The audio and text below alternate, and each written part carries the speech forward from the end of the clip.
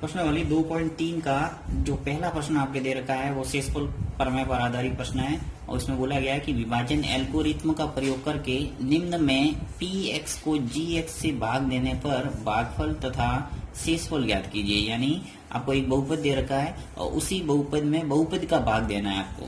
तो देखिए px दे रखा है x³ - 3x² प्लस 5x - 3। इसके अंदर आपको gx जो पद दे रखा है x² - 2 इसका अपन भाग देंगे। तो किसी बहुपद में बहुपद का किस ढंग से भाग दिया जाता है, बहुत ही इजी है और जिसे अपन कहेंगे शेषफल प्रमेय।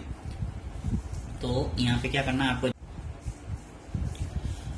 तो आपको भाग देने के लिए इस टाइप का कॉलम बनाना और इस कॉलम के अंदर मैंने देखिए इस बहुपद यानी px को लिख लिया है x³ - 3x² प्लस 5x - 3। इसको एज इट इज जैसे कैसे लिख दिया। अब लिखते वक्त आपको ये ध्यान रखना है कि हमेशा जो घात की सीरीज है वो एक अवरोही क्रम में होनी चाहिए, यानी बड़ी घात पहले, उसके बाद छोटी, उसके बाद छोटी। देखिए तो यहाँ पे सबसे बड़ी घात है यानी x के ऊपर 3 घात है वो सबसे पहले आ रही है, उसके बाद में x² आ रहा है, उसके बाद में x की घात 1 आ रहा है और उसके बाद में अक्षर पद आ रहा है।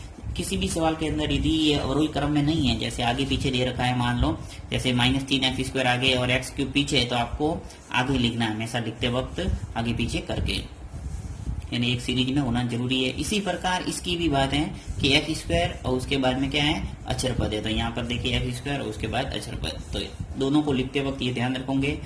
साइड में आपको एक लाइन खींचना है और वहां आप भागफल के सभी पद लिखते रहेंगे, प्रथम पद, द्वितीय पद, तृतीय पद, जहां पर भी अपने शेषफल शून्य आएगा वहां तक अपन करते रहेंगे। और शेषफल है वो कुल मिला के x² से छोटा पद आएगा तब वो विभाजन प्रक्रिया है वो समाप्त हो जाएगी। तो विभाजन एल्गोरिथ्म यही है।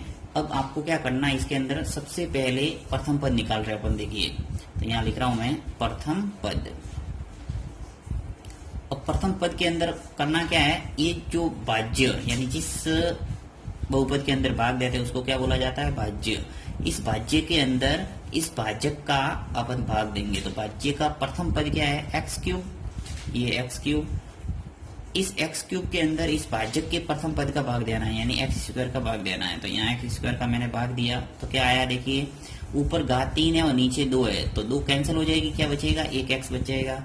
जो भी बचा वो आपको ऊपर लिखना है, यानी अपने भागफल यानी जो रिजल्ट का पहला पद आ जाएगा x निकल के आ गया। अब आपको ये जो x है इस x का क्या करना है, गुणा करना है, किससे, ये जो भाजक है यानी x² - 2। तो यहाँ मैं गुणा करके आपको बताता हूँ, x² - 2 इससे गुणा करेंगे तो क्या आएगा अपने पास, देखिए x का गुणा x² से करेंगे तो क्या आएगा, x³ घातांक नियम से यानी घात 2 और 1 जुड़ जाएगी तो x की घात 3 हो जाएगा, और -2 से गुणा करेंगे तो -2x, यानी कि आपके जो x³ - 2x आया। अब इसको नीचे लिखना है इस भाज्य के, तो x³ के नीचे x³ का पद लिखेंगे, हमेशा जो पद है उसके नीचे लिखना है, और x वाला पद x के नीचे लिखेंगे। तो यहाँ पे x² वाला पद नहीं है अपने, तो क्या करेंगे अपन, जो x वाला पद है उसके नीचे लिखा जाएगा। तो -2x इस 5x के नीचे लिखूंगा -2x, इस बात का आपको ध्यान रखना है। फिर लाइन खींचेंगे यानी कि आपको घटाना है। तो जिस प्रकार अपन साधारण भाग में कैसे घटाते हैं उसी प्रकार घटाना है। तो x³ में से x³ बच जाएगा, एक तरह से माइनस लगा देता हूँ, माइनस, और माइनस का यहाँ हो जाएगा प्लस, यानी चिन्ह को बदलना है। अब देखो एक प्लस का एक माइनस का, तो ये कैंसिल हो गया। फिर जो पद बचे हैं वो ऐसे कैसे लिख लो, देखो -3x², ये भी सीरीज बाजी लिखना है यहाँ पर भी। अब देखो यहाँ 5x है और प्लस का 2x है, यहाँ माइनस था परंतु चिन्ह है वो बदलने के बाद क्या हो गया था, ये प्लस का 2x। तो कितने हो गए, +7x। तो -3 उतार दो वापस, ऐसा का ऐसा। अब अपने जो प्रक्रिया है वो वापस होगी। यहाँ मैं प्रथम पद निकाल दिया, अब मैं द्वितीय पद निकालता हूँ, द्वितीय पद। और द्वितीय पद के लिए वापस आपको क्या करना है, इस प्रथम पद के अंदर वापस भाजक के प्रथम पद का भाग देना है। तो -3x² है, यानी भाज्य का प्रथम पद क्या हुआ, वापस नया भाज्य का प्रथम पद हुआ -3x²। इसके अंदर मैं इसका x² का क्या दे दूंगा, भाग देने के लिए हमेशा फिक्स है x², भाज्य है वो बदलता रहेगा परंतु भाजक तो फिक्स ही है। तो यहाँ पे x² कैंसिल हो गया तो क्या बचा, -3। जैसे ही ये -3 आता है आपको ऊपर लिख देना है, यहाँ माइनस आ गया 3। जब भी माइनस आता है तो -7 में लिखना है। फिर -3 का गुणा, इस -3 का गुणा किससे करेंगे, भाजक से। ये भाजक x² - 2 है तो x² - 2 से कर देता हूँ, x² - 2। तो क्या आ गया मेरे पास, यहाँ से आ जाएगा मेरे पास -3x² -3x² और ये माइनस माइनस क्या हो जाएगा, प्लस, प्लस का हो जाएगा 6।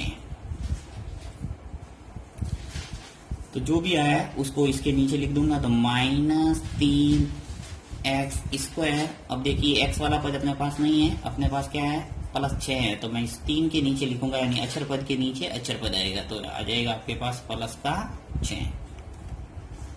फिर वापस घटा देंगे अपन, तो माइनस का क्या हो जाएगा, प्लस, और ये प्लस का क्या हो जाएगा, माइनस। अब एक माइनस का एक प्लस का, तो ये कैंसिल हो गया, ये बचा 7x और ये माइनस का 3 और माइनस के 6 मिलके क्या हो गया, -9। माइनस माइनस जुड़ता है। अब देखिए यहाँ पे आपके नया भाज्य क्या आ गया, 7x, यानी प्रथम पद क्या है, 7x है, और यहाँ पे भाज्यक का x² है, तो ये बड़ा है और ये छोटा हो गया, यानी घात है वो यहाँ 2 है, यहाँ घात कितनी है, 1, अर्थात अपने जो विभाजन प्रक्रिया है वो समाप्त हो गई।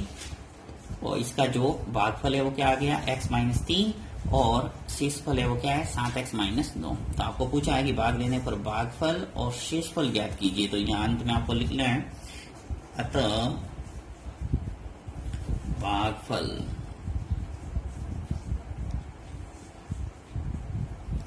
भागफल तो मुझे मिल गया x-3 और जो शेषफल है वो प्राप्त हुआ मुझे 7x - 9।